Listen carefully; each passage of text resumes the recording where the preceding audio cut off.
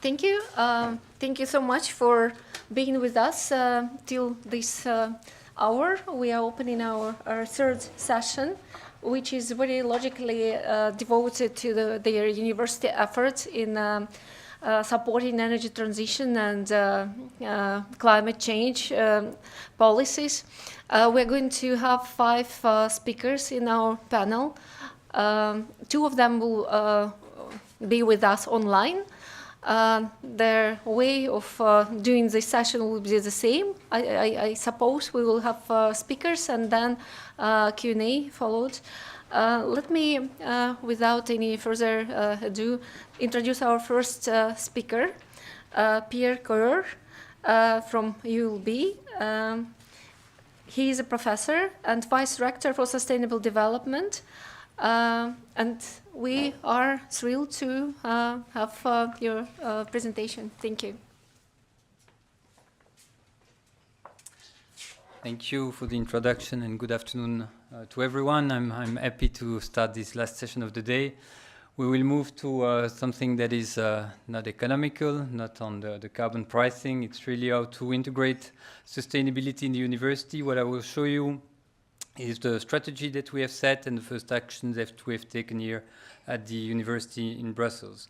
What I should say is that I am a vice rector for sustainable development, but only from 2 months. So most of what I'll be showing here has been done previously under the impulse of Charline Urbain and all of the team that you see there. So sustainability in the university, the way we did at ULB is to define that under 6 pillars that you see here in green. I will not talk of each of them to the same level of detail. They are all attached, of course, to the Sustainable Development Goal that you see at the bottom. And they were also declined into 18 fields of actions. So the core of the university, as you know, is teaching and research, and these are the 2 topics that I will focus on. I will talk a little bit on the management of our campuses, because these are the places we live and where we do research, and a little bit more on governance, but just one slide. So let me start then with teaching. The goal of teaching, sustainability, I guess it's the same in all university. What we want to make sure is that each student stepping out of our university has acquired a critical understanding of all the sustainability issues and acquire also a way to think systematically onto the complex problems that we have to face. Of course, another goal is to strengthen the teaching of sustainability itself, integrate that in our lecture.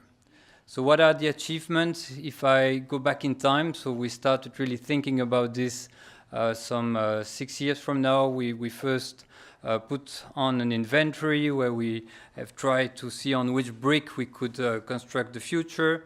And that proved already quite good. So we found out in 2018 that there were 130 teachers that were integrating sustainability into their teaching, more than 100 teaching units fully devoted to that topic, and some 800 of these at least touching one of the Sustainable Development Goals. So again, this is a brick on which we try to put things further. And I think one of the achievements is the creation of a new course, Introduction to Sustainability, that is given to all the students from the second year. I will say a word on that. We are also working in engaging our faculties and professors towards integrating sustainability into the lecture, and international partnership is one of the key aspects of our strategy. So first of all, then, the creation of this new course, Introduction to Sustainability. I don't know if it's an innovative approach for you. It was clearly for us. So it's organized in 12 sessions, and in each of these sessions we have duo of professors that are contributing, and they are most of the time coming from different disciplines. So we are really putting interdisciplinarity in action there. So the course was first given in 2022, so we are in the second year, and last year we had 250 students following the course. I don't go into the detail of the structure, but there is the will to have one rolling team every 3 years. Currently it's based on energy. Aside of the course itself, 150 students or more have participated to the climate fresk. If you know about that one, I think it's good to see that this is getting into the yearly actions, and there are a series of podcasts and sketch notes that were also coming out of with the lecture. Engaging faculty is something that I started a couple of years ago.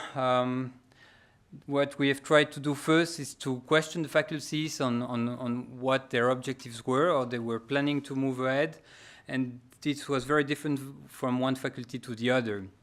So we are working with them individually, following their own objectives, trying to work on the content of the lecture, to put activities to learn on the field, internship, social engagement, sharing tools and means. And so this is something that is currently going on with 6 of our faculties. International partnership is deep at the heart and is there to testify about it on our strategy in general. And so within the CIVIS, so the Europe Civic University Alliance, we are involved in the Hub1, Climate, Environment and Energy, which is led by Stockholm University and the University of Glasgow. And so the program is coming now in action. It is based on a series of semesters. The first semester is done at the University of Stockholm with this transdisciplinary approach on climate, environment and energy. And then the students have to follow the other semester in the partner universities. At ULB, we have a module that is proposed, or it's going to be proposed for the 3rd and 4th semester, 60 credits that are separated half between courses, half mandatory, half optional, and also an internship and a master thesis. So that was about teaching. Research, of course, we want to accelerate sustainability in our research, to accelerate as well the transdisciplinarity aspect of the sustainability question, and that can be done by supporting the development also of open science and placing our campuses at the heart of societal experimentation, for example, through living labs. I think one of the main achievements is the creation a few years from now of ITS. So ITS is the Interfaculty Institute for Socio-Ecological Transformation, which is based here in this building. It includes more than 50 researchers, includes 40 disciplines and 4 axes. I don't go into the detail, but I think this was our way to put multidisciplinarity into actions with people from the different types of faculty. Another achievement on which we are proud is the creation of sustainability sabbaticals. So sabbaticals have been at the heart of the university for many years, of course, but since last year we had 4 sabbaticals awarded for professors wishing to develop research or teaching activities responding to the Sustainable Development Goal.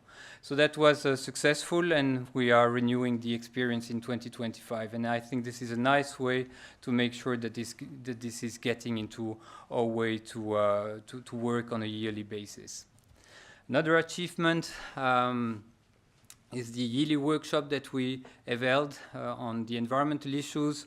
We have taken here the planetary boundaries as the broad context. So there were 2 workshops organized, one last year, which was really looking at the environmental limits. And this year we have taken a little bit the same context, but we have worked on the context of risk in particular. And these were 2 very successful days where, again, we have tried to gather researchers from the various disciplines.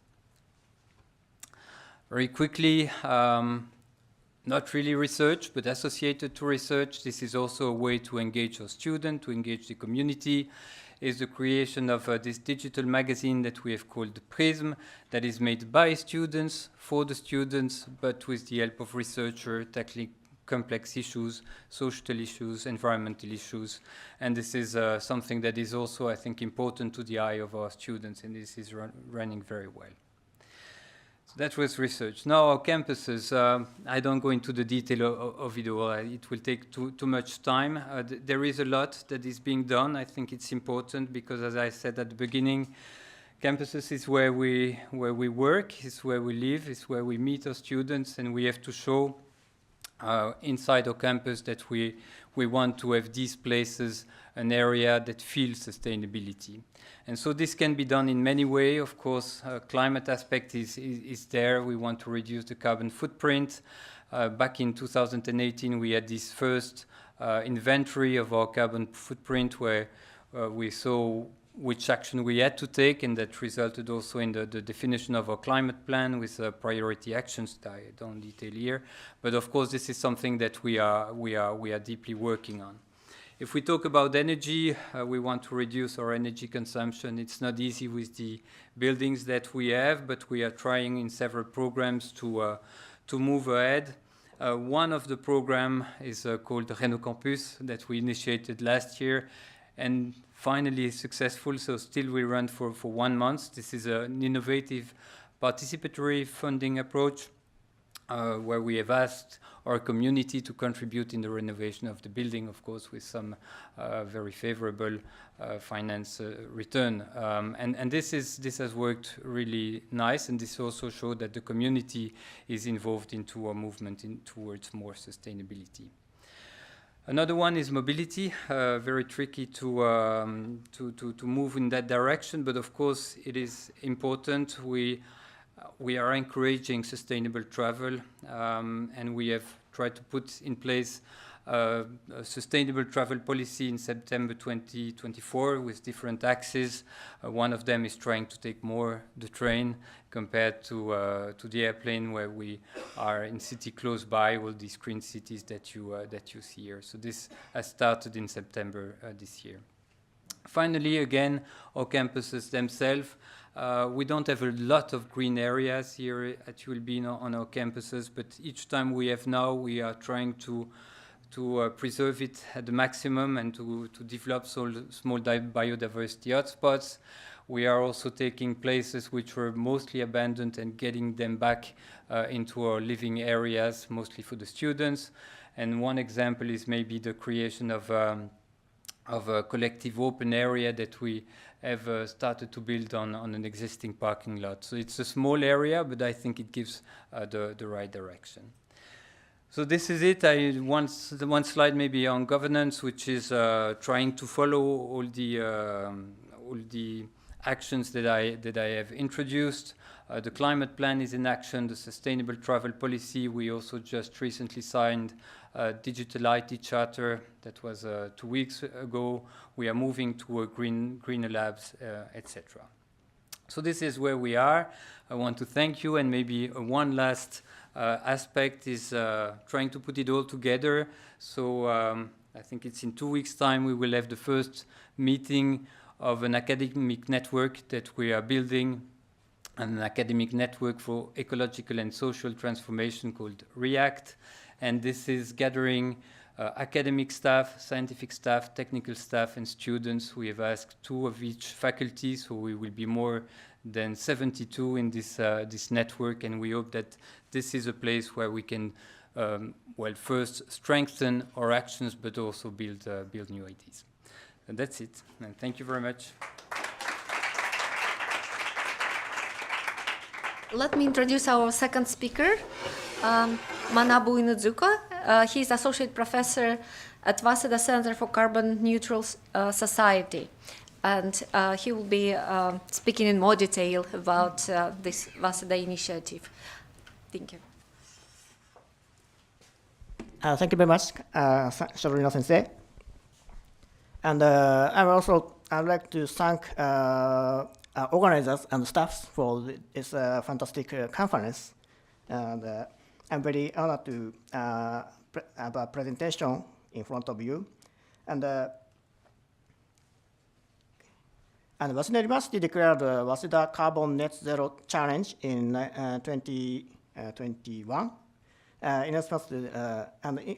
response to these 3 activities shown on this slide are set as an objective. One is research, and the other is education. It means development of the human resources, and ourselves must be the carbon neutral. So we started to achieve a carbon neutral campus. And Waseda Center for a Carbon Neutral Society I belong to this institute, was established to achieve this objective in 2022. All carbon neutral related facility members are brought together in this center with the initiative of the president, our president, and track center's missions. And also for the employment of the younger researchers, they also make some post.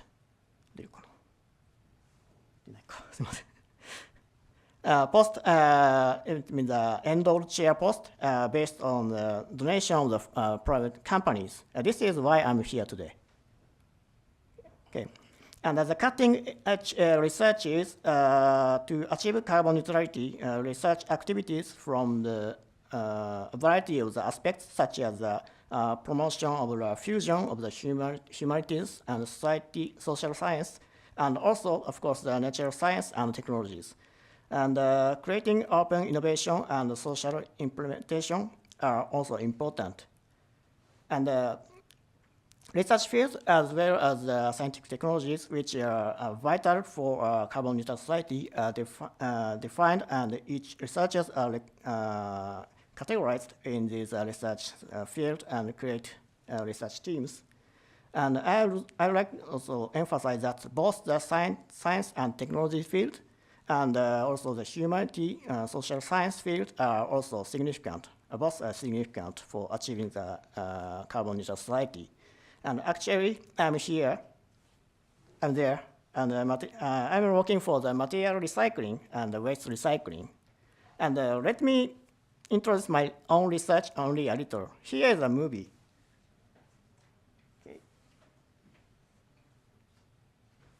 Okay. And 実験に使用する資 sorry 料 for は only in English. パリ試 Japanese. 験の実績確認に準拠して作成しました。これからマルチマテリアル電気パルス分離実験を行います。今回実験に使用する資料はパリ試験の実績確認に準拠して作成しました。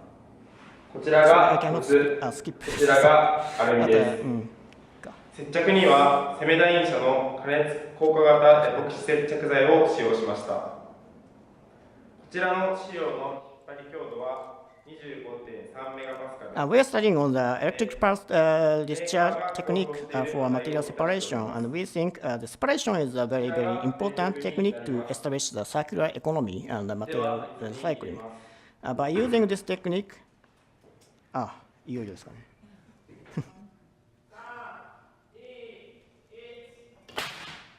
Yeah. 水から出して分離を確認しま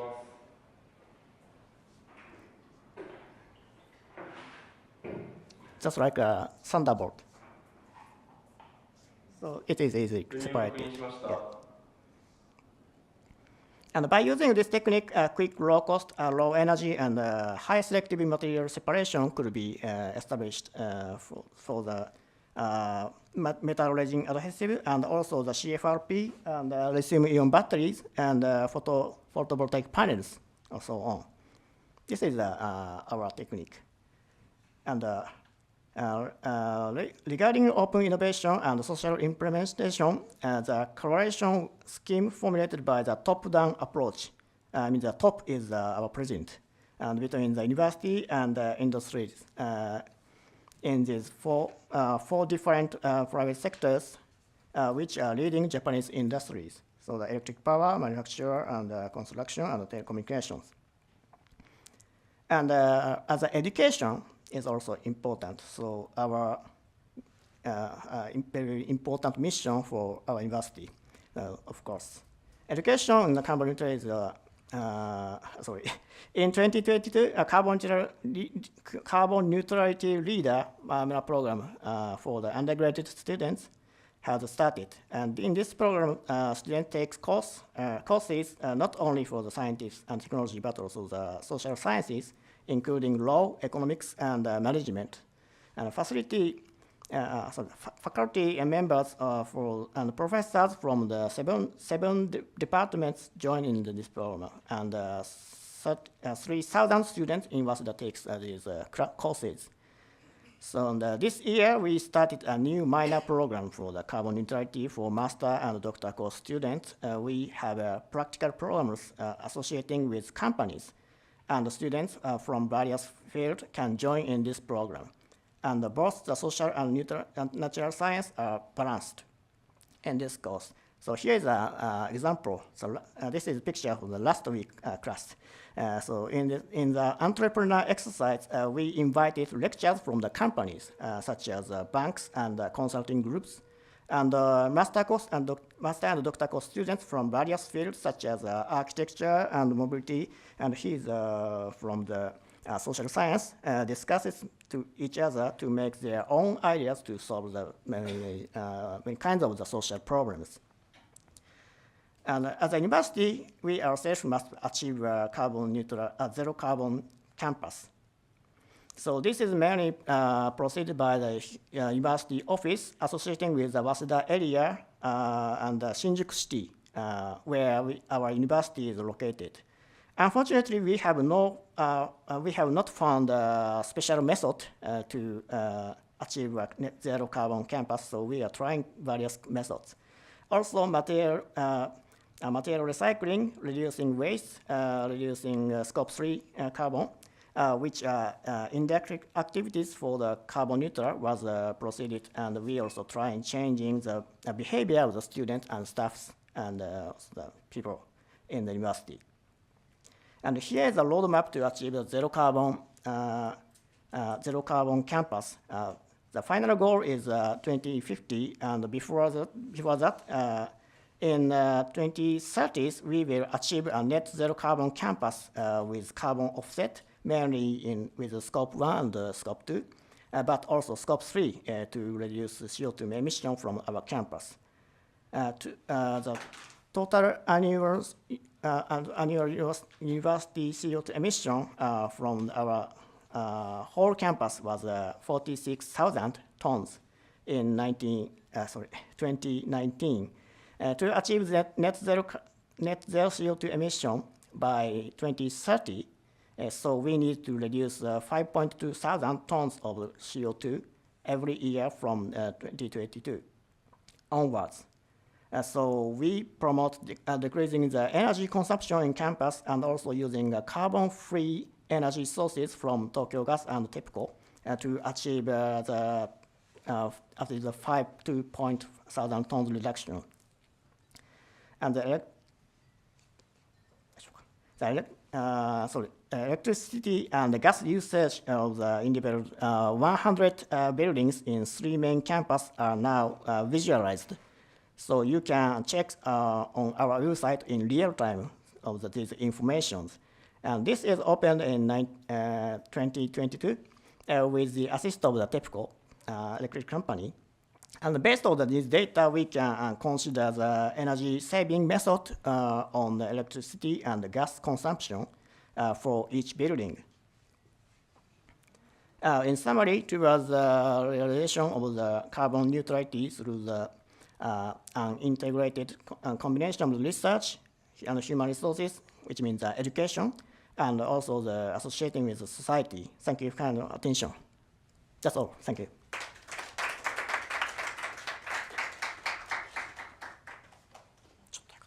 Yeah, thank you very much. Thanks to the organizers for having invited me, especially to Toshi and Elena, who have been have become friends over the last year when we have met in Paris and have met only recently last week in Tokyo. So it's a great pleasure to be here in Brussels and talk about the issue of how universities deal with the challenges of sustainability, and in fact, I will simply continue what the two speakers before me have told you about the ambitions of universities in that area. you will see that there is a lot of overlap, and I think that's quite normal that all universities all over the world try to deal with these challenges and come up with feasible solutions. If I may remember that Pierre just ended with a remark on the creation of a network within ULB. So my main thesis will be, I think that in some way it's true for all other universities, that the challenges that the sustainability problems create and that we face will have one advantage, namely that it helps us to overcome, I would say, the traditional silos that we have built up within universities, but also within the research sector in general. You will see it especially when I talk about the German situation, where we have had traditionally a rather strong separation between research within universities and research outside universities. And of course, then on the international scale, building networks between universities, research institutions in different countries to face these challenges of sustainability. So I will talk about Goethe University in Frankfurt as an example of a German university, and more precisely then on one part of Goethe University that I'm responsible for, which is the House of Finance, which has the special ambition now to mobilize intellectual forces working within the area of finance to support the sustainability transformation in various areas. And I will show you an example of how we try to, by building a new network, how we try to deliver to that challenge.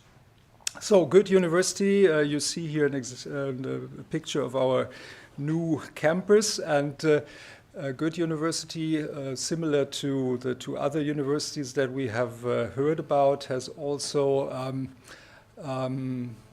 stated an explicit goal that it wants to become carbon neutral by 2030, which is, I think, very ambitious. But we are driven here by the goal that the city of Frankfurt has set to itself, which also says that the city wants to become carbon neutral by 2030.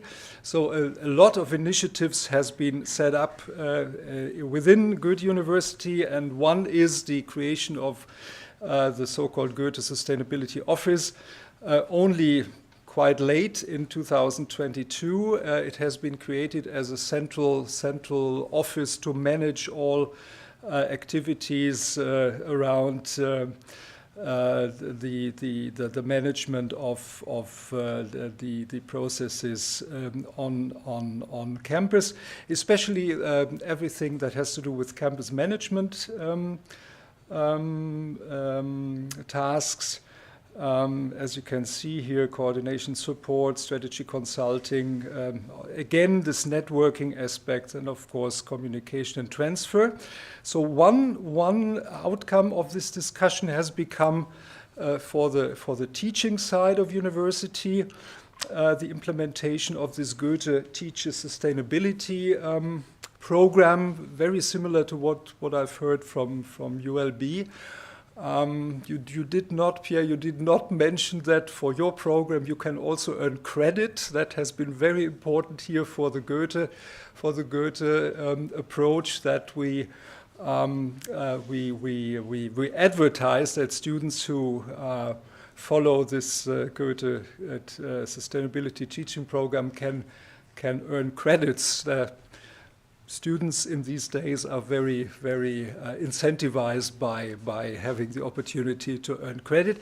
And again, as I said, this I think shows nicely that this new challenge that sustainability imposes here helps us to overcome the traditional silos here between departments within the university, between disciplines, because this is a program that should link teachers from the natural sciences and from the social sciences and humanities. So something that has always been a goal in university strategies since I'm a member of a university, but it has never been so well implemented than in nowadays when we have this sustainability teaching program. So we hope that this will help to create new alliances between different departments, different faculties, and maybe change a little bit the way how the traditional university functions by overcoming these old silo ideas that we have lived with for so long. So that's for the teaching side. Now I would like to talk a little bit more about the House of Finance at Goethe University, because already when this House of Finance was created in 2008, it was inspired by the idea to overcome these traditional silos from faculties, from departments, from research institutes, and from intra-university and extra-university research. So it was conceived was planned as a building that should host different institutions under one roof, and enable them then to work together for research and teaching and knowledge transfer. So the three different missions of a university to work together for them in a cooperative way. Just to give you an example of give you an overview of the organization of this House of Finance, which is formally led by the president of the university with an executive director. I have the honor to serve in that function since 2022. And we have different research units and as a ground floor, we have university departments from various faculties, from the Faculty of Economics and Business and from the Faculty of Law. So we have the departments of Finance, of Money, and of Corporate and Financial Law. And then these research units that are either university centers, like the Institute for Monetary and Financial Stability or the International Center for Insurance Regulations, or they have in the meantime become research centers that have an external financing, like the Leibniz Institute for Financial Research, SAFE, or they are privately sponsored research institutions like the Center for Financial Studies. So different organizational frameworks, all of them related somehow personally, I would say, to Goethe University, because the leading people there are typically professors at Goethe University Frankfurt. And on the other side, you have the different programs that are delivered here, executive programs, graduate programs, and master programs that are delivered here. So that was the traditional organization of the house, and with the challenge of sustainability, we are trying now to use this organization to also to make it to adapt it also to the important issues that have to do with the financing of sustainability, which is sustainable finance or blue finance. If we talk now also about the challenge of biodiversity, and I will talk a little bit on what we are doing here. First of all, the key research areas of the House of Finance have been in these 4 areas, and you can see green finance has been for quite a long time already included in that. But in the recent years, with the challenge of climate transformation and sustainability, we have especially broadened this area where we want to become more active and more visible. And that one example for that is a very recent creation that we did in 2024, this year, motivated by the fact that the International Sustainable Standards Board opened an office in Frankfurt.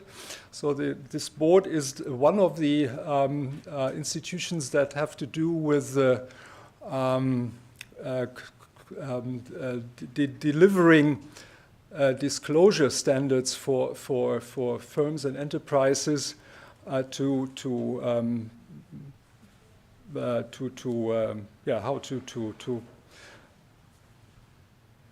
inform about their sustainability achievements. The board has 3 offices, one for North America in Montreal, one for Europe and Africa in Frankfurt, and one in Tokyo, together with another one in Beijing for Asia.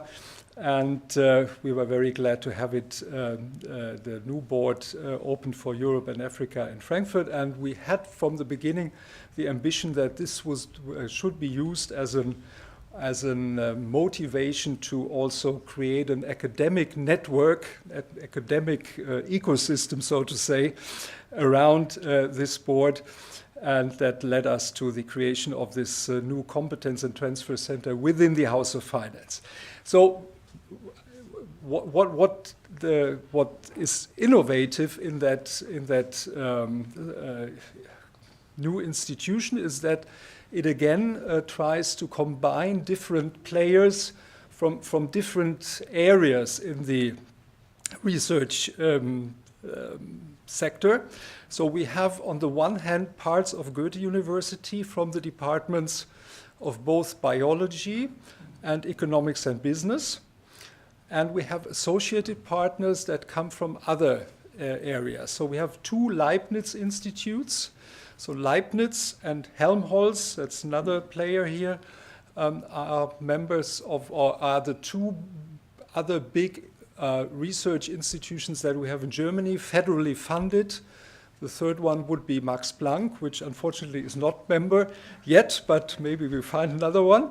But it was very important to have the partners from these other research associations also included to make it really a holistic approach. And as we have in Frankfurt SAFE, which is the Leibniz Research Institute for Financial Research, and on the other hand Senckenberg, which is the biggest research institute on nature issues. We are very happy that we could have them as associated partners, which of course broadens our possibilities to really tackle these issues. We have also the Helmholtz Center in Leipzig for environmental research, which is partner. And we have, found it interesting that Pierre talked about a social economical institute within ULB. We don't have it within Goethe. We have it as a separate institute, but we were able to get it here as an associated partner because of they are specialists, especially in transdisciplinary research and transdisciplinary communication of research results. And we have, and that's so to say the business partner side, we have also the German Accounting Standards Committee as a partner. And we are very happy that with these partners we can now organize workshops, conferences that are linked to the plans of this International Sustainability Standards Board and give feedback to the research community and to the board's business. So I hope that with this will become a new successful enterprise in this special partnership combination. Last remark on international networks. You also had it for ULB. Just wanted to highlight here that we had earlier this year we had organized a conference here with the Japanese partners, with Toshi and Elena, to discuss again issues of green transformation and green finance, comparing Japanese and European approaches. So again, to network between countries, between continents here on the approaches, and improve the learning from each other. And as we have heard about European university networks, and we will hear about European university networks, my last slide shows you that we also try to link to other universities now on a worldwide scale, especially in the area of sustainability, finance, and investment. We have become very recently also a member of this Global Research Alliance for Sustainable Finance and Investment, and I think that's very important, especially for our ambition in the House of Finance to strengthen our focus on sustainable finance and investment. And together with GRASFI, I think we can now set up a series of annual conferences, of doctoral workshops that will enable us to go even deeper into this field, and with the ambition, of course, to make it then again useful for what in Frankfurt in the House of Finance can be the outcome, together with the partners from the financial community, with the central banks in Frankfurt, who are very interested as well in learning what the research community finds out on ways and strategies to improve our way to achieving sustainability. Yeah, I think that's all, and you're all invited once you're in Frankfurt to visit us here, especially in the Frankfurt House of Finance on the campus of Goethe University. Thank you very much.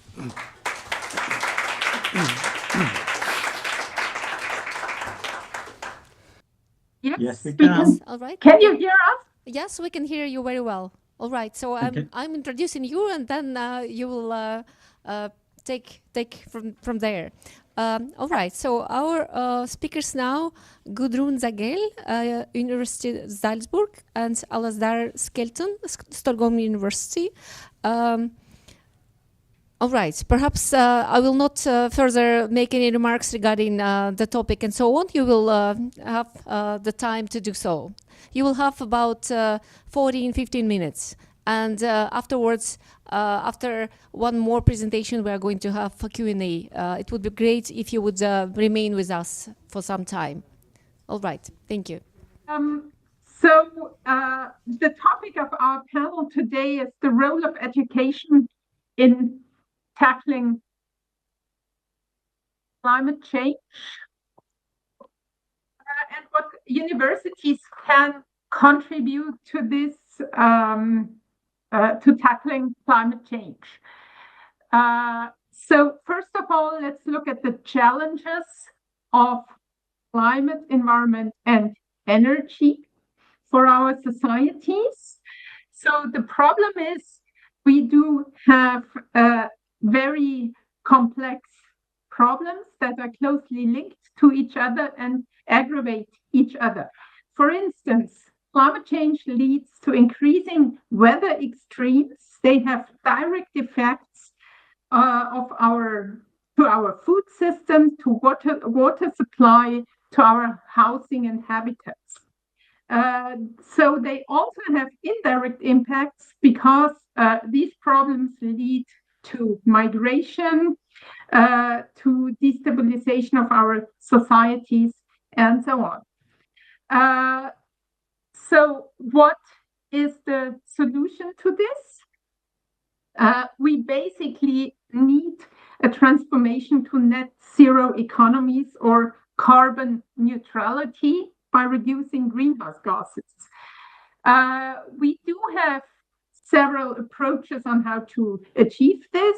Let's say a transformation from fossil fuels to renewable energy sources, or maintaining and increasing our sinks.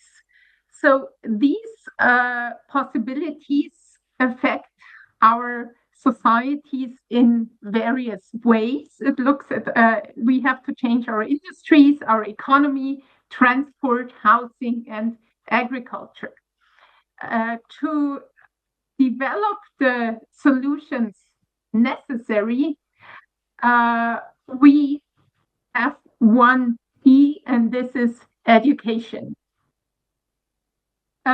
So for developing solutions, we need a lot of knowledge and understanding.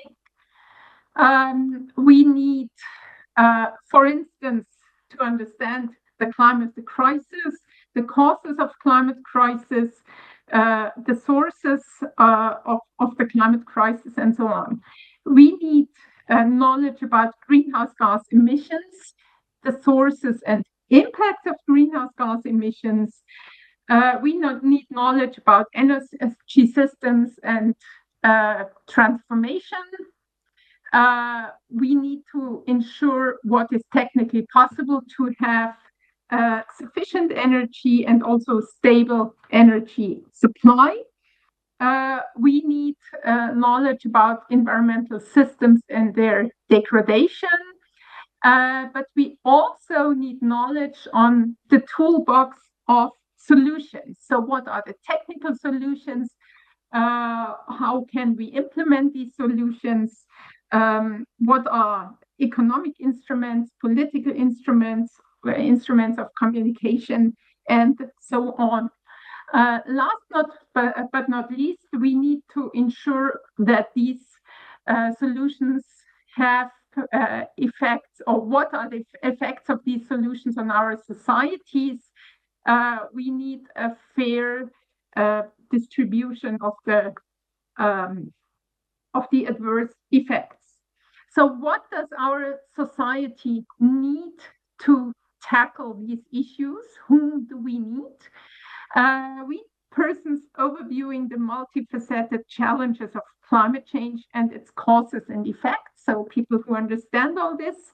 We also need people overviewing the energy transition, the challenges of it, people overviewing the toolbox of solutions, and people assessing the proposed solutions on the impacts on their societies.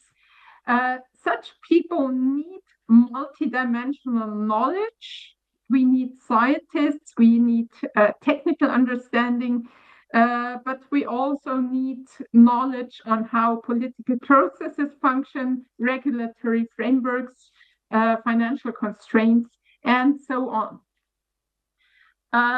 So we have challenges for our traditional education, and that's what we also heard in the previous presentation. Our predominant education concepts are disciplinary education. So lawyers study law, they know how the legal system works, but they do not very much know about other scientific branches. Likewise, and I'm referring to my co-speaker, Alistair, who is a geologist. You know everything about stones. You know everything about the development of our Earth and how climate has developed, but maybe not so much about what other disciplines do in this regard. So what we are missing are understanding of other disciplines. What do they deal with? What methods do they use? What can they contribute to tackling climate change? But what we also need, we need to know what other disciplines cannot contribute to tackling climate change. So for our education at universities, we need the following. We need, on the one hand, disciplinarity. We need a strong disciplinary background. So you need to know what is possible in your field, what kind of methods apply in a discipline. But we also need interdisciplinarity, which means we need to work with other disciplines. We need to understand how these disciplines work, what kind of methods they apply. And this is essential and what is done at our universities increasingly. But we also need, and that's essential for tackling climate change, we need transdisciplinarity, which means working with stakeholders from outside universities who are affected by climate change or who are needed to implement measures to reduce greenhouse gas emissions. So, for instance, if we change our system from from fossil fuels to renewable energy, we need to be sure, can this be done? Is there sufficient technical possibilities? Can we implement this in time? Do we have the economic means we need? What about the legal framework? Can we also supply the countryside people with sufficient electricity? So all these questions need to be discussed with stakeholders and cannot be done by universities alone. Now, we do have several challenges for rethinking education and moving to more interdisciplinarity and transdisciplinarity. As I said, very often we do not exactly know what other disciplines really tackle, what they are dealing with, what's the purpose of specific sciences. So we have misperceptions about geology. I'm using the example again. We think very often they only explore stones. But what do they have to do with climate? But we do not know that they can read from those stones how our climate has developed. Likewise, we have a misperception about law. So why would law be relevant for climate change? And why are lawyers necessary to tackle climate change? But a legal framework conducive to net zero is essential as well. So we have three issues which are problematic. Very often we do not know what kind of research questions and issues other disciplines tackle, which means what kind of questions they can answer which relate to climate change. So what can we achieve by education? We can achieve that we lose fear from other disciplines, that we get basic knowledge about other disciplines, that we know whom to ask if we have a specific problem.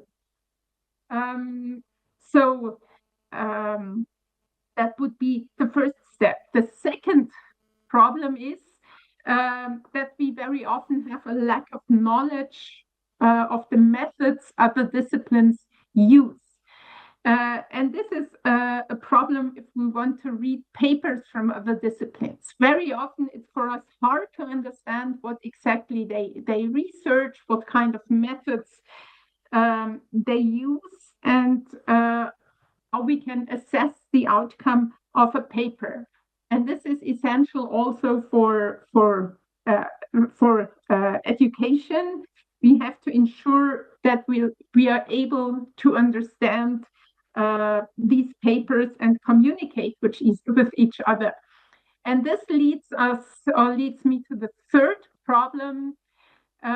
We are actually all speaking different languages. And I'm talking here about scientific languages. Each scientific language has its own terminology, and it's essential if we want to work together that we understand each other. Yeah, so we have the geology example of the cryosphere. So I never heard about this before and needed a lot of explanation. Likewise, the term right or property, things like that, have a very specific legal meaning, which probably other scientific branches wouldn't understand. But it's even more complicated. Very often, the day-to-day language is very different from the scientific languages. So, for instance, a paragraph in law means something entirely different from what you may understand as a paragraph in a book or in a text.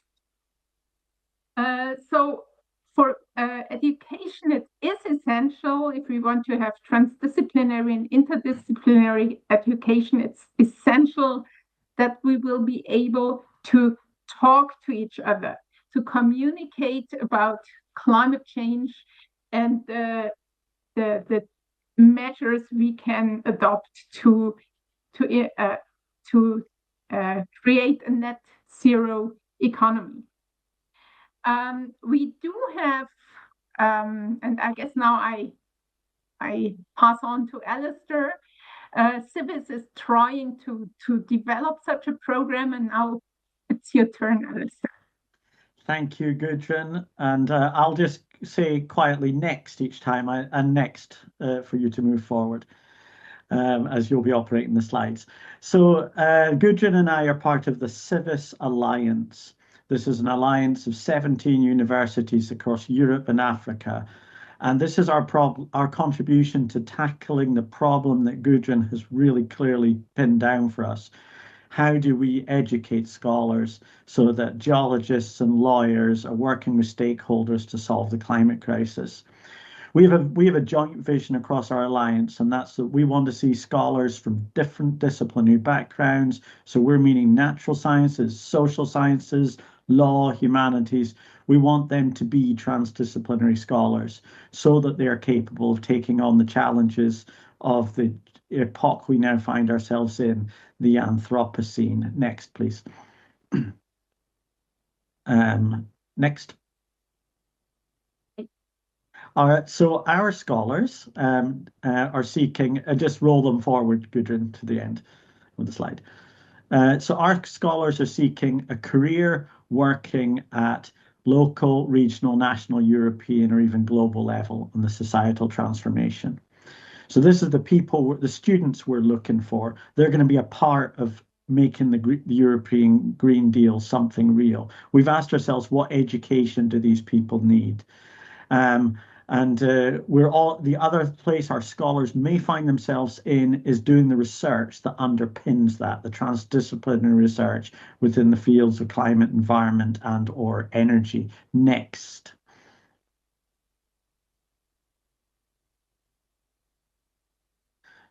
So the program that we're creating together is a master's program. And we're creating a master's program for students across Europe, Africa, and the world, hopefully through the Erasmus Mundus scheme. We're creating a program that begins with all of our students getting together in Stockholm University and spending a semester together, learning exactly what Gudrun was talking about, to speak each other's languages. The course is Transdisciplinary Studies of Climate, Environment, and Energy. And our outcome is that our students will, a geology student will be able to pick up an academic paper written in the field of law and get the idea. They won't be able to write it, but they'll be able to get the idea of what's being said. They'll be able to pick up a stakeholder report and understand where the stakeholder is coming from in their analysis. So they'll do that a term, then they'll get a chance to go back to their own discipline, empowered with a transdisciplinary way of thinking and looking at their discipline with completely new eyes. They'll spend 2 semesters somewhere in Europe digging deeper into what they were studied in their bachelor, but with that those transdisciplinary glasses on. The program concludes with a 30 CTS thesis where they make it all for real. They're going to do this thesis together with scholars from different disciplines, and we mean different faculties. So we're not talking about a chemist and a biologist. We're talking about Gudrun and I co-supervising a student together with stakeholders from outside academia. It's going to be a massive challenge. And if Gudrun, if I could have the next slide, please. So that first semester, what we're talking about is that students are going to learn system thinking. They're going to learn about climate, environment, and energy from perspectives of natural science, social science, and law, and from the humanities. They're going to learn transdisciplinary methods for creating knowledge. And after participating in that first semester, our goal is they can speak each other's academic languages and they can create knowledge together with communities. And then moving on, next slide. Alistair, The study tracks we'll be offering where the student scholars will be able to dig deeper will be in environmental humanities and law, environmental social sciences, energy and matter, environmental science, environmental geoscience, climate change science, environmental risks, transdisciplinary studies, and global change biology. That's where they're going to dig deeper, and that will be across the alliance. So they won't be in Stockholm, they'll be somewhere else in our alliance partners. And we move on to the thesis, and the thesis will be a 30 ECTS thesis, which will be digging back into their transdisciplinary studies, thesis supervised from scholars from different disciplines, bringing in stakeholders, and hosted by one of the universities within the Alliance. Can carry on from there, Gudrun? Alistair, could you please wrap up in 1 minute? Yes, of course I can. And after we're just about right. Your timing is perfect. So after presenting the thesis, they'll be able to read and understand literature from different disciplines, apply their transdisciplinary perspectives in research, and communicate research to a transdisciplinary audience. That's to scholars outside of academia. And our educators and scholars are going to get to meet for the first time. One more click, Gudrun. And they'll be meeting for the first time when this program launches on the 1st of September 2025 in Stockholm, Sweden. And we're super looking forward to it. Thank you for your time. Thank you very much. And with that, I'm inviting our final speaker, Petra Kezman, who is a senior advisor for higher education and research in the Union for the Mediterranean. She's based in Barcelona, and we are ready to listen to you. Hello, everyone. Can you hear me? Yes, we are. Perfect, thank you. So hello from Barcelona, where the seat of the Union for the Mediterranean is located, and many thanks for making the Mediterranean region being part of this very interesting dialogue between the European Union and Japan. My mission today is to give you a short recap of the most important recommendations that have come to the front of our brand new study on integrating green skills into education and research. It has just come out of print, still warm, and you can find it on our website.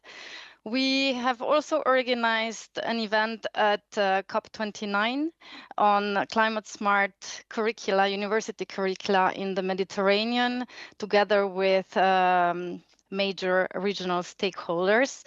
But before we dive into these recommendations, don't expect anything revolutionary, because it has all been presented by stellar examples of all the 5 universities.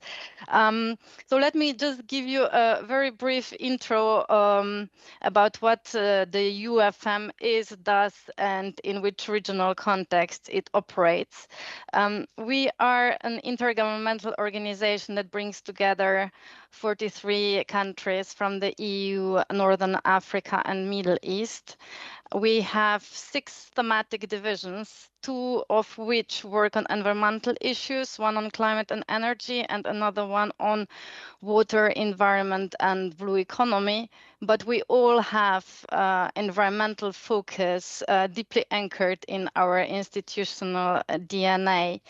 I think that our biggest strength is our convening power, bringing together not only the governments to talk about, in this case, greening education, but also to bring them together with other stakeholders like business, academia, civil society, and so on, which is something that sounds obvious and is taken for granted, but as you know, doesn't happen as much as needed. So in our concrete division on higher education and research, we focus on 5 pillars around which we accompany governments and universities. As you see, governance, internationalization and mobility, inclusive approaches and gender equality, innovation and employability, sustainability, and shared values. All these areas obviously are equally important and super interlinked. So if we take sustainability and the greening of education as example, it is super connected to all the rest. So for instance, governance, are the universities agile enough to adapt their programs to the quickly changing environment? Are they internationalized enough to make the students grasp the big picture, the big global picture of climate change? Are they inclusive enough to empower all social groups to fight climate change? Do they have capacities and funds to innovate on climate and to equip youth with the right skills for the green jobs? And then shared values, something that is very often overlooked. Do university nurture the spirit of shared belonging, of regional identity, of really this fight for the common cause? The Mediterranean region has quite some specificities that make the work of universities yet more complex. So let me briefly mention them. As you know, it's one of the global climate hotspots that is warming even quicker than the average, 20% quicker. The air temperature has already risen by 2% since 1950. The seawater temperature is likely to increase by over 3 degrees by the year 2100. Which means that all university networks have climate change really as their top priority. UNIMED, for instance, the biggest regional network of universities, have a sub-network on environment and climate change. EMUNI, the second network, has a special center of excellence focusing on sustainable blue economy with a focus on climate change. And TETIS as well has climate change as one of its 3 priorities. So when we go from these numbers and terms to concrete reality, it looks pretty much like this. This is the picture from Libya last year when Storm Daniel swept across its eastern part, causing more than 4,300 deaths and severe damage to critical infrastructure. In a society that is marked by protracted political crisis and conflict, compounding the already existing loss and suffering. All this to say that in the Mediterranean, one cannot talk about climate crisis, nor can we teach it without explaining its strong interlinks with security and peace. While the link is usually mentioned as negative, with the conflict and wars putting strain on environment and then the degrading environment putting yet another strain on the social stability, the interlink can also be very much positive, and this is what we encourage also universities to bring to the front. It has been demonstrated by several examples and studies that environmental peace building or joint working on environmental issues is one of the most efficient tools to bring people's communities together to create trust. As has been mentioned for universities, that sustainability can help break silos between different faculties. The same goes in international terms. It can really help break borders and make people work together. That's why, well, another reason why it's really important to empower youth to work together on climate.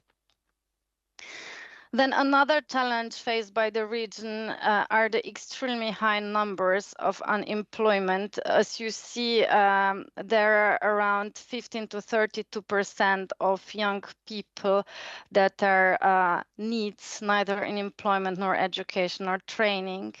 There is also a very high percentage of unemployment among graduates. In a way, the more you study, the less possibility you have to find a job, which is very specific for the region. And this is confirmed also by 30% of businesses that have identified labor skills level as one of the major constraints to hiring.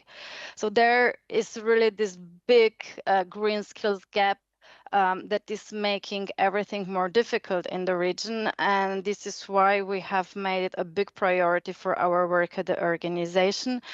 We have published these 3 studies in the past years, the last of which that was launched at COP29, I have already mentioned and shown, and that I kindly invite you to consult on our website. What we noticed at COP is that the topic of green skills is gaining ground. There was a ministerial meeting this year. There was also a big coalition of partners, mostly from the business sector, that was urging global leaders to focus on building capacities. The truth is that every single climate goal is at risk if we don't have the right people in the right jobs to deliver them. And this is something that in the international discourse and debate is still too often overlooked. So let us now look at the 8 major recommendations that have come out of our study and the debate at COP. Let us start at the bottom of the list, which doesn't mean that this is less important than the rest, quite the opposite. Many speakers stress the importance to strengthen strategic foresight of universities that have traditionally been rather inward-looking, inward-oriented, focused on internal processes, struggling with agility to rapidly adapt to new priorities, also partially because of the loose nature of the institutions where various departments and faculties operate with a certain degree of autonomy, which can hinder swift collective action. So in this very, very quickly changing world and increasingly dynamic environment, it is super important for the universities to focus on external trend, invest in foresight, anticipate trends, not just as a matter of their institutional survival or long-term viability, but also for the very sake of fulfilling the social contract of producing high-quality graduates with the skills needed for the future.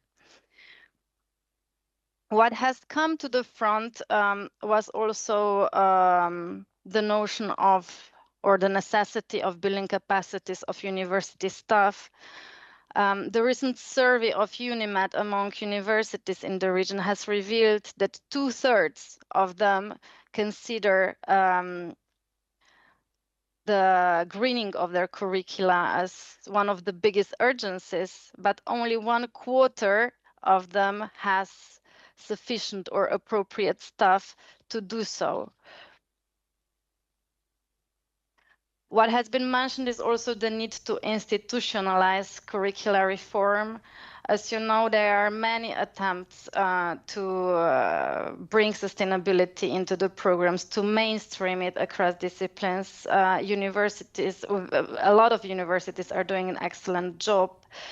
We have seen 5 amazing examples today, but it is important also to institutionalize this at the national level and bring it into policies. There are some countries that are now considering or already preparing projects of making the courses on climate and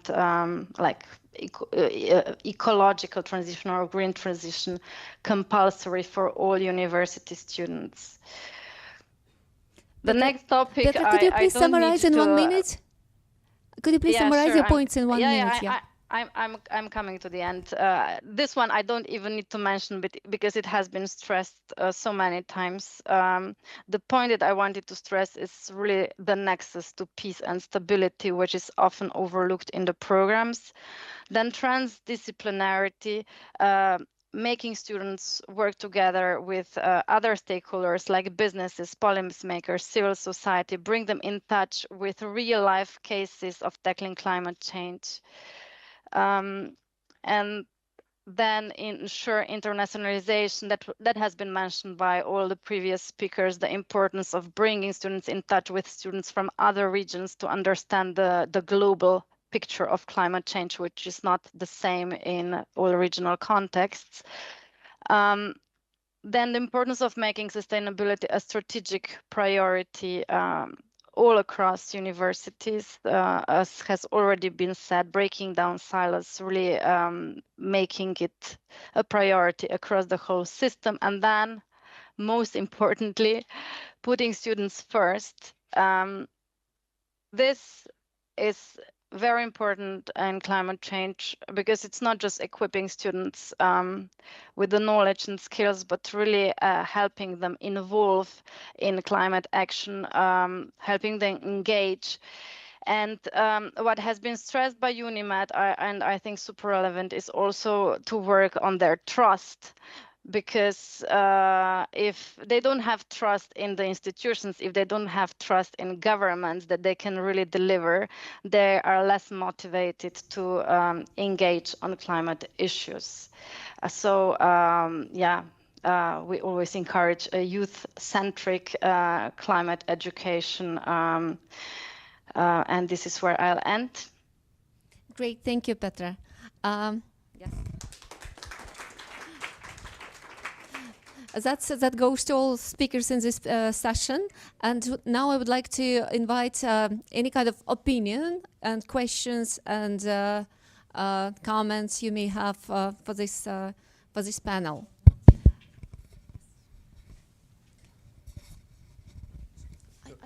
Perhaps it's better we stay like this because the camera is showing you. Yeah.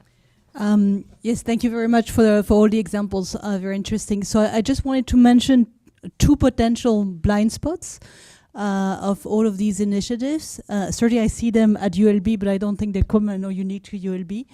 The first one is that a lot of these initiatives are about climate neutrality, and at the same time they use the word sustainability. And so especially when we're talking about initiatives to green the campus and make the campus greener, we also very often forget about the well-being of students. One of the examples at ULB, but I think it's so. For example, when we think about the well-being of students, we are thinking about scheduling of courses, scheduling. How do you put the well-being and the mental health of those students also in the forefront? That's part of sustainability, and very often I don't hear about this. The second potential blind spots in all of these initiatives is especially when we talk about fostering interdisciplinary and breaking silos. You've mentioned a lot of silos. Very often this takes the form of new initiatives that incentivize collaborations across departments, but we often also forget about governance barriers that that are creating these silos. So one example is again at ULB, but I'm sure it's how you allocate funds across faculties. Very often they are discouraging collaborations across faculties, and I don't think I see them in my own institution. I don't think they're unique to my own institutions. We should all be paying attention to them. Thank you. Any other questions or comments? I think now we can move because they changed the camera. So now, yeah, please. Those who were the speakers in this panel, could you please come forward? Hello, everyone. My name is Alain Bribon, and I'm an activist and also the co-founder of a very disruptive investment fund. And I was not supposed to be here, but since I've been invited, I want to ask a question, but also make one or two remarks. We are talking about climate change and carbon neutrality. And you make it a top priority, but according to me and to many other people, it's just a symptoms of a system that is not functioning anymore.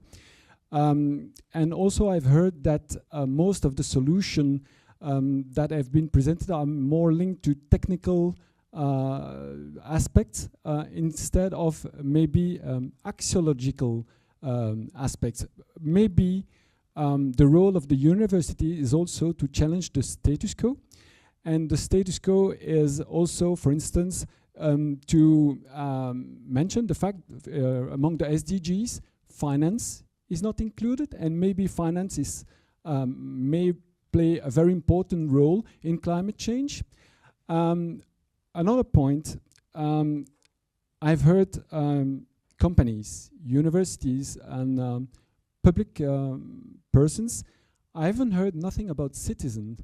And I think it's very important to include them in all these thematics of climate change, biodiversity, and everything. Because if you don't include them, if they are really out of the debate, then you won't have an acceptance of all what you are going to implement. So my question is, how are you going to do, as companies, as universities, as public officials, to include citizen in the debate? Thank you. Thank you. And your organization is Citizen Finance. So which is like a citizen fund. Just maybe one. Just to explain what we I think that to change finance is probably the most difficult thing we have to do. And the basic idea we have created is to create a financial tool that acts as a common. And the idea is that people are the investors, but they also decide in which project the fund will invest. And all those projects must address a social, environmental, or cultural, educational, or even nature problem. And the fact that people invest in the fund and whatever the amount, they all have one vote to decide whether we will invest or not in a specific project. So, and it's really, really disruptive. Thank you. Who would like to take that question and respond to the comment? Maybe as finance is mentioned, and I represent a house of finance, I can try to answer.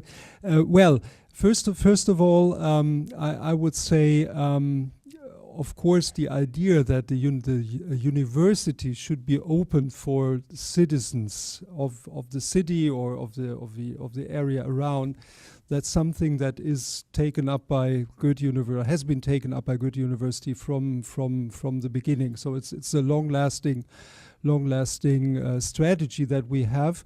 We are lucky that our campus is located, the green campus that I showed you a little bit, is located in the middle of the city of Frankfurt. So within reach for many citizens there, and we try to organize a program of lectures, of conferences, of conventions that really address also the citizens of the city of Frankfurt. So in that sense, I would say we would try our best to become a publicly visible player in the debate, not only when sustainability is concerned, but also for other important topics. Now, in particular for the House of Finance, which is located on this open campus. I can tell you that we also try to organize a lot of meetings, of conferences, of workshops where we invite citizens to participate. It's not only that the academics discuss among themselves, but it's also that we try to invite other voices to come and to discuss with us. So maybe it's not enough. You probably would say it's not enough. We look for other things, but then again, there is also the I think that was mentioned. There is also the limitations of our funds that we have to use for our other goals, for education, for research. But I think the idea is there, and we try our best. Maybe briefly to jump on that, I think indeed maybe it feels like we are isolated, but I think we are moving towards opening towards the city. There are several initiatives.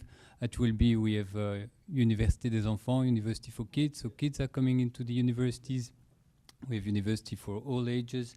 And I think also the city is asking for more collaboration, and not only on conferences, but also on the place the university has inside the city. And we are progressively opening towards that. This is, I think, something that is, we are making the first steps. But I think this is going in the right direction. So it's not that we are isolated. I think this is no more the case. Maybe it was the case, but I think this is being less and less. Thank you. Maybe our online speakers would like to engage as well. You're welcome. Which one of us? Anyone. Alice, you start. Alice, do you want to start?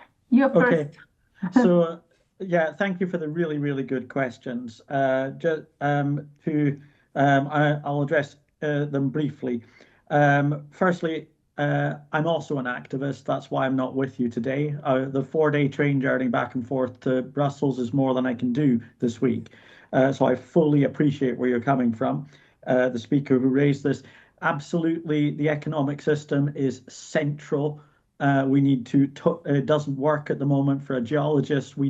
Geologists know we live on a finite planet and that we need a totally different economic system. I'm just totally on the same page. Thank you for raising that point.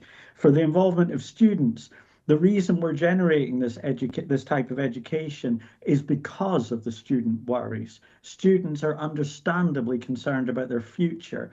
This is in response to the student well-being that we're creating this type of education together.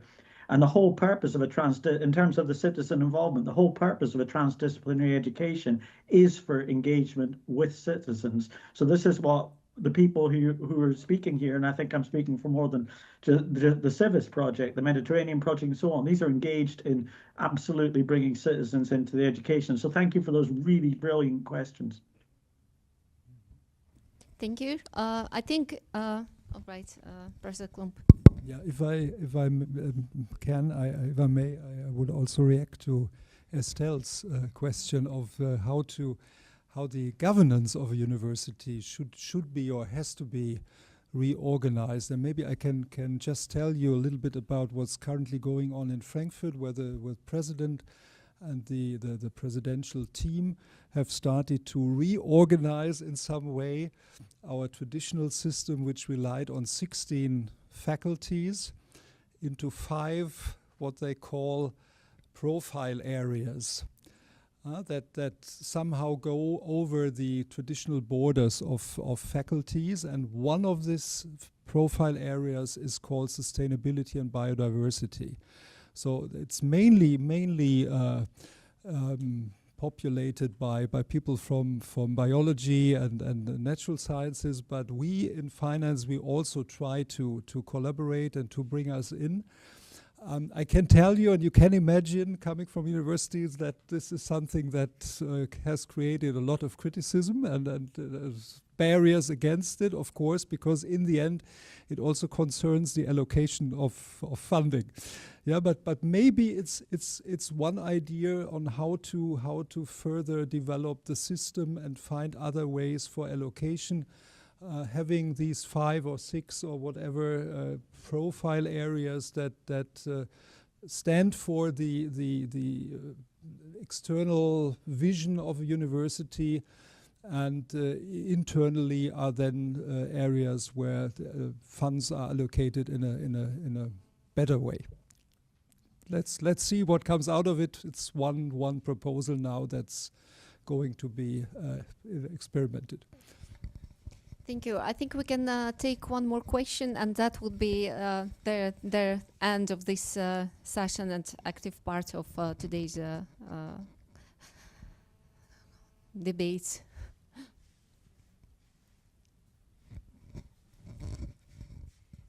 Thank you.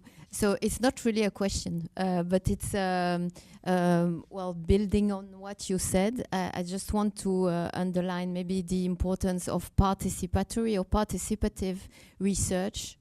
So developing research also in collaboration with civil society and with citizens. And so this, but he's unfortunately not here today, but our Vice Director for Research, Marius Gilbert, who is epidemiologist and was really on the, I would say, forefront during COVID-19 pandemic, really experienced what you said, this not gap, but lack of communication between research and citizens, well, being not convinced anymore by science, or at least some of them not being convinced anymore by scientific reasoning and scientific methodology.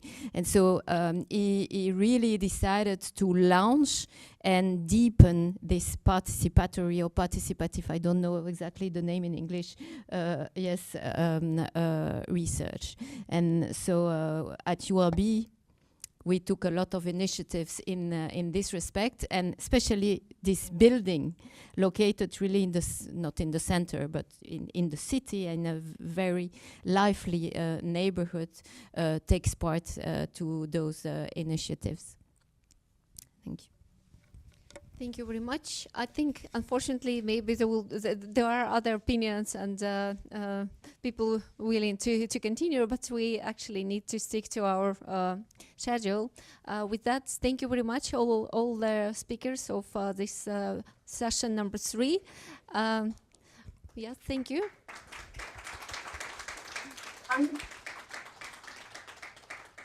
With that, let me please conclude, and I think Toshi Arimura would take the role now. Thank you.